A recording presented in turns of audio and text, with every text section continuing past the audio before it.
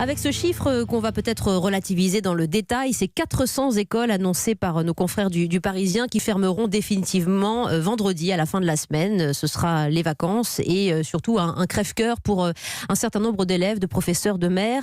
Merci Jean-Michel Blanquer de nous rejoindre par téléphone quelques instants pour nous expliquer cette réalité. Bonjour. Bonjour. Vous qui êtes ministre de l'Éducation nationale et de la jeunesse, je voudrais d'abord vous faire réagir sur tout ce qui ressort ces derniers jours et sur ces promesses qu'on dit non tenues de la part du gouvernement en la matière. Êtes-vous en partie responsable de ce problème ?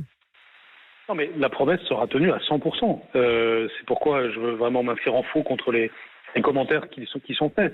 Le président de la République a dit qu'aucune école ne serait fermée sans l'accord du maire. Et c'est exactement ce que nous sommes en train de faire, c'est-à-dire que nous sommes en train de ne fermer des écoles que là où le maire a exprimé son accord. Parce qu'il faut bien voir que dans un certain nombre de communes, ce sont les communes elles-mêmes qui souhaitent la fermeture d'écoles, soit parce qu'il y a un regroupement d'écoles, soit parce qu'ils prennent acte du fait qu'il y a peu ou pas d'enfants et que c'est dans l'intérêt même des enfants de regrouper dans un autre village.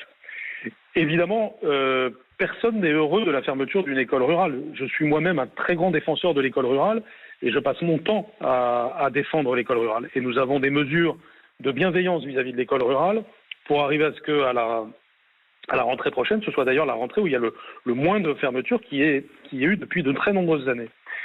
Simplement, le vrai sujet derrière ça, c'est évidemment la démographie.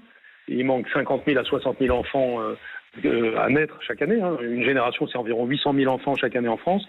On est en dessous de 750 000. Et c'est notamment en milieu rural que manquent ces enfants-là. Donc quand il n'y a pas d'enfants, il n'y a pas d'école, malheureusement. Donc le vrai sujet que toute la France doit se poser, c'est comment nous assurons un rebond démographique par la qualité de vie en milieu rural. Et c'est pourquoi mon engagement, c'est aussi de faire une école primaire rurale attractive qui donne envie à des jeunes familles de s'installer.